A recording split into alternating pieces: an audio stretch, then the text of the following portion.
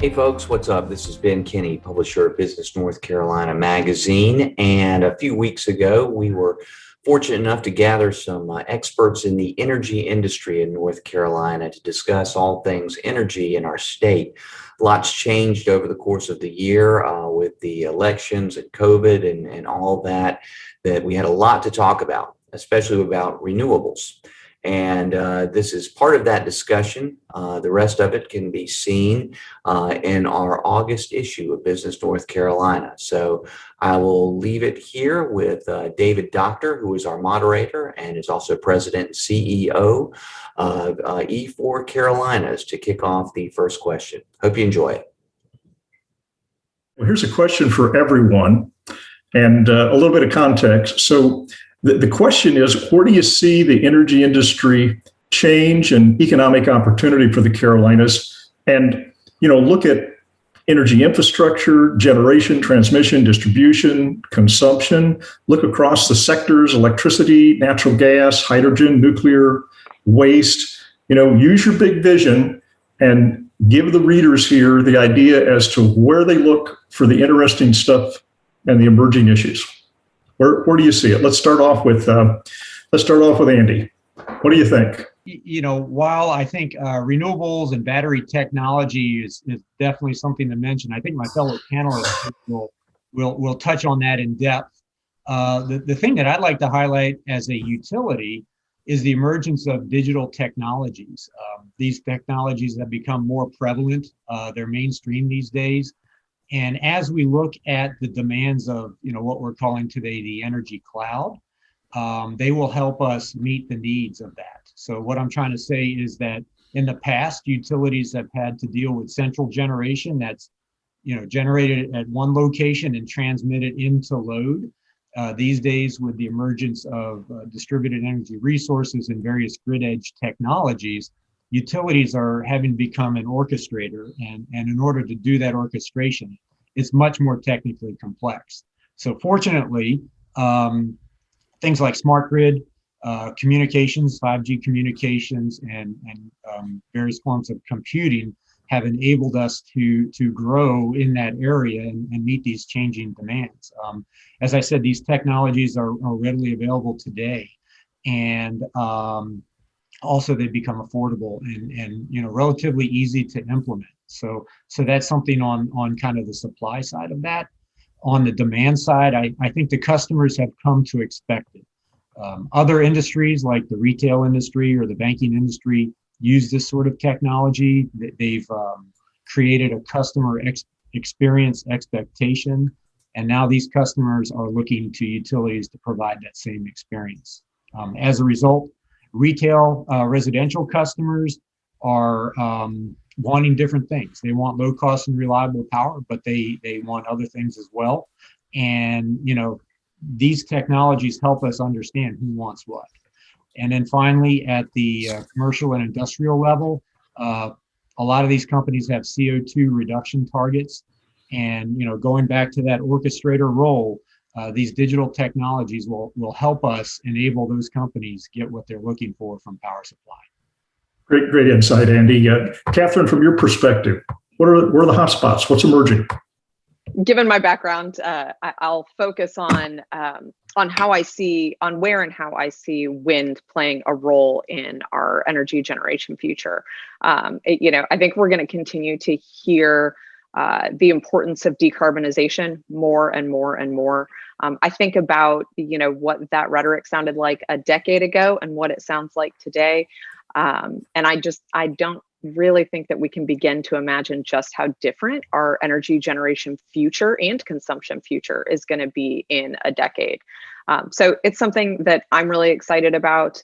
The way that we see wind fitting into that mix is also going to be something that I think is really important. We're going to see more and more solar on the grid, and that means that we're going to need to diversify in different ways. And so diversifying in the wind space, I think, is going to be one of the things that we really see take hold there. I'm going to keep my intro very short then, and just pass it to the next panelist. That's great. You did a great job of queuing up Mac. So Mac, from your perspective, where do you see the things that are really interesting that are emerging that are going to be big impact? No, I appreciate the opportunity. Hope you guys hear me okay. And I was a former wind developer, so Catherine, I completely echoed what you said, right? But I think the key is going to be blending all the technologies, and I would just say solar, wind, and of course the energy storage. I think they all kind of needs to come together. Being a solar developer, we have been constantly evolving and constantly innovating in the solar space. Just to give you a classic example, a couple of years ago, the solar panels, if you see, they are what we call as the solar panels are only on the one side of the panel. But now we have what we call bifacial panels. That means you have both sides of the panels have this ability to produce power. Why it is important? Because you don't realize, but the solar system, when the solar hits the ground, it actually part of the solar that hits ground reflects back. So we are trying to capture that energy, which is generally a lost energy, so that the panel which is on the side of the ground can capture that energy. And guess what? If you have a snow on the ground, it quadruples the capture of that energy. That's just one example that we are seeing in the technology space, just on the solar side, that is tremendously added benefits. And when we see the technology like this is really coming and deploying, it really ultimately helps the ratepayers, right? Because the more energy we capture from a single panel, the cheaper the energy is going to be, and we can pass those benefits to the ratepayers. And on the energy storage space, this is where I can talk for hours. But just to simply put, that technology is emerging so fast. The curve on that technology on the cost side is rapidly declining, just what solar was about a couple of years ago. And now, in fact, the storage technology is so advanced that now you don't have to restrict yourself just for the 2 or 4 hours of deployment on the storage. You can pretty much capture all this excess energy during the daytime, and you can deploy it over the 4, 8, or even 12 hours. So now you have a 24/7 product, which is completely generated by either wind, solar, and storage is kind of using to offshoot some of this energy. So it is just a fascinating time in this industry that what we are going to see, not just the state of North Carolina, but all over the world. Matt, great points about getting more out of what we already have and integrating some of these technologies to get more out of these technologies. So I'm going to move to Diane.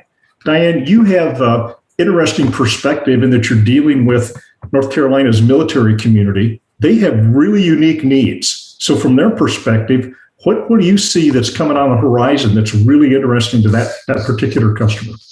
It's interesting because it's a federal base, but they operate within a state. So you have like both jurisdictional issues to deal with.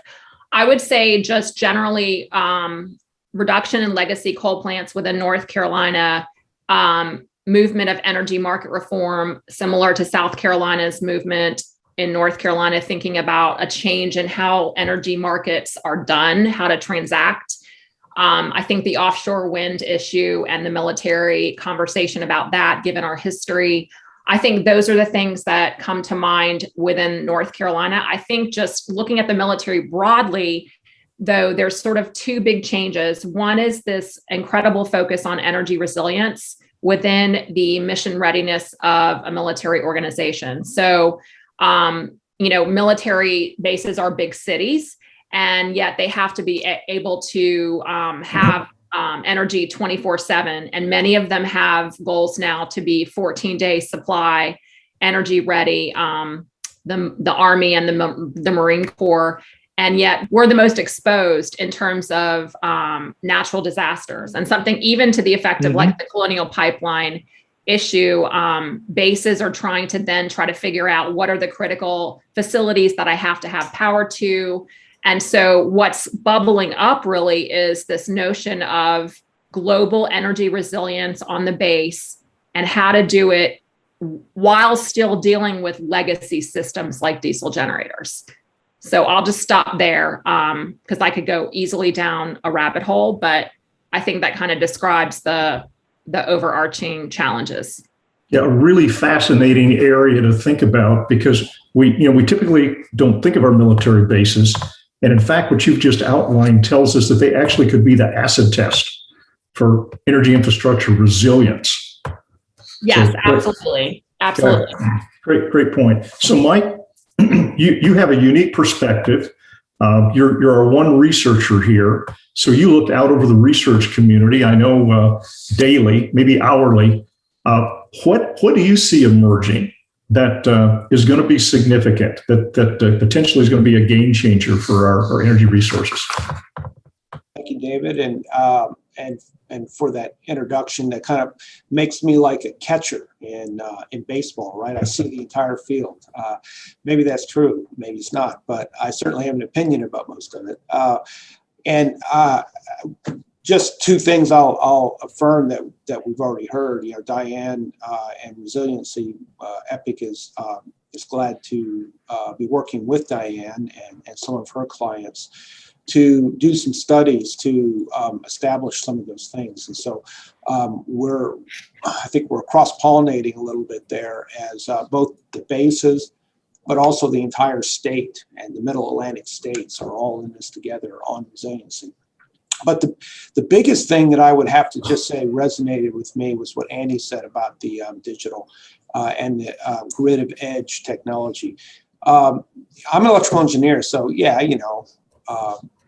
fancy wireless gadgets should be of interest to me, but I'm a power guy. So normally you think I'm only want to talk about solar panels and wires and stuff like that. But here at EPIC, what we realize is that this transition to a zero emission future, which is foregone conclusion, we're going to get there. Everybody who matters has made commitments to that. It's just a matter of when and how much it's going to cost and whether all that stuff will actually work or not. And so what we have to do is we have to make sure that we're not overly dependent upon unproven technologies or cost projections in the future for new technologies. And we have to make sure that we're involving everybody in this process. So customers are a big untapped resource with respect to the integration of more intermittent resources. And so Andy mentioned from the resource side, and then he mentioned that customers are interested in a more 21st century experience with their energy provider that retailers are providing them. But I would go further and say those customers need to become active participants in the operation of the grid in ways that right now they're completely absolved of. You turn on the power when they want it, they can turn off the power when they want it. What we need to do is get people involved through this already highly penetrated existing infrastructure in the management of that future grid. And I'll throw a number out there, $50 per kilowatt hour. That's what people are saying is the target cost for storage in the future. There are thousands of megawatts of opportunity to have consumers participate in the management of the energy supply at a price less than that. And in fact, in the Joules Accelerator, which is a Charlotte-based operation that David, of course, is well connected with through E4 Carolinas. There's a company in the cohort 8 right now that is trying to turn building energy interactivity into a effective energy storage solution at less than $50 per kilowatt hour. Think about that.